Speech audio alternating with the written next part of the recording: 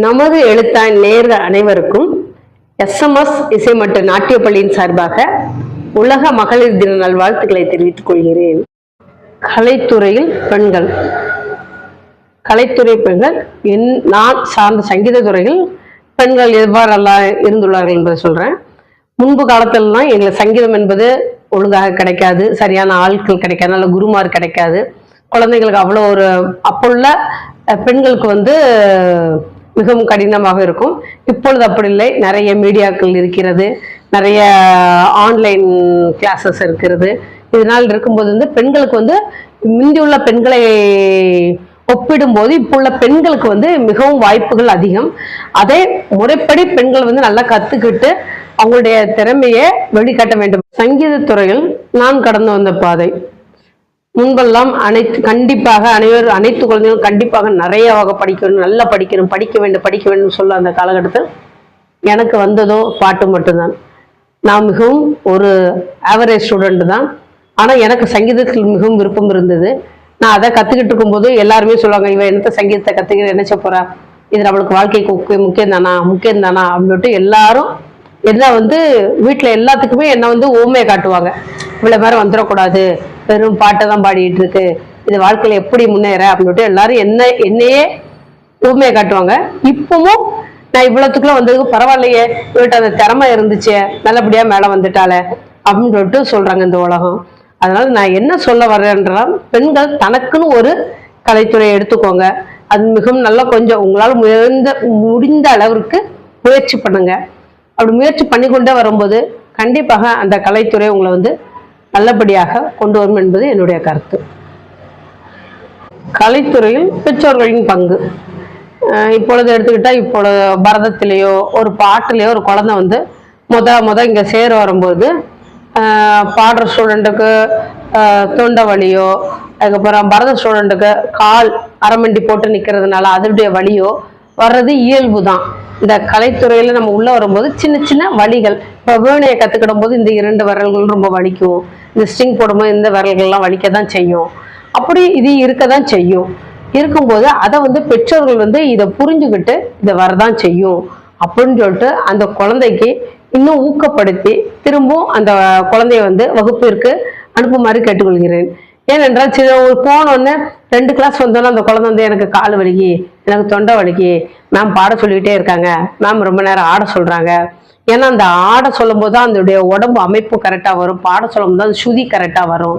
அதுக்காக திரும்ப அந்த குழந்தைகளுக்கு நாங்கள் பயிற்சி கொடுக்கும்போது அந்த பெற்றோர்கள் அடடா பிள்ளைக்கு தொண்டை வலிக்கேன்னு சொல்றாளே, கால் வலிக்கின்றாலே, தேவைதானா அப்படிலாம் நினைக்கிறாங்க. இது வர்றது இயல்பு தான்.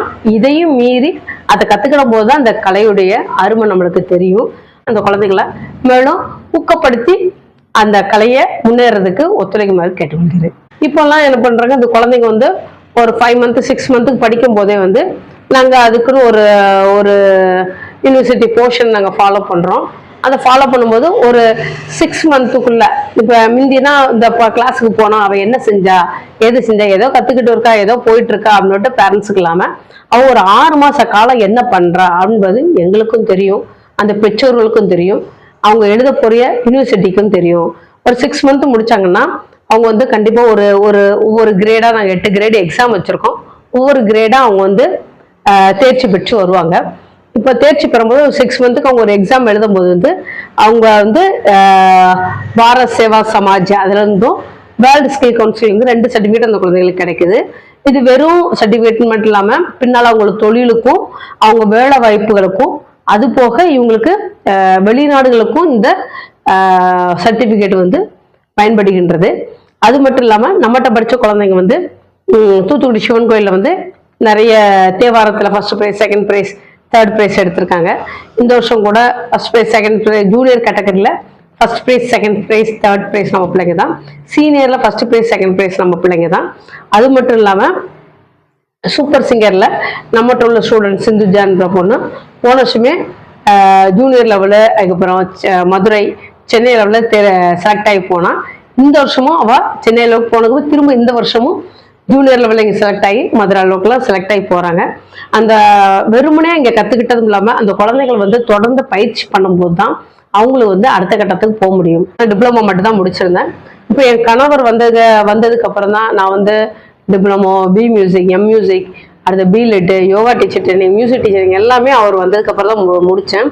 இது மூலம் நான் என்ன சொல்லிக்கிட விரும்புகிறேன்னா, ஒவ்வொரு பெண்கள் வந்து ஒரு கலைத்துறைக்கு முன்னேறும் போது வந்து அவங்களுடைய கணவன்மார்களோ அவங்க பெற்றோர்களோ கண்டிப்பான முறையில் அந்த அந்த அந்த பெண்ணுக்கு வந்து இவங்க ஒத்துழைக்கும் போது அவங்க மிகப்பெரிய அளவில் அவங்க வந்து வெற்றி பெறுவார்கள் என்பதுதான் என்னுடைய கருத்து.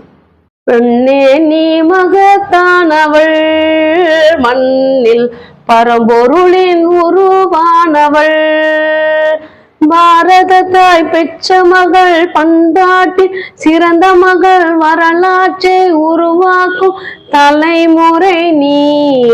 பெண்ணே நீ, பெண்ணே நீ, பெண்ணே நீ மகத்தானவள், மண்ணில் பரம்பொருளின் உருவானவள் என்ற பாரதியின் கூச்சுக்கிணங்க பெண்கள் வந்து உலகத்தில் பாதி பெண்கள், மீதி அவர்களால் படைக்கப்பட்டவர்கள் தான்.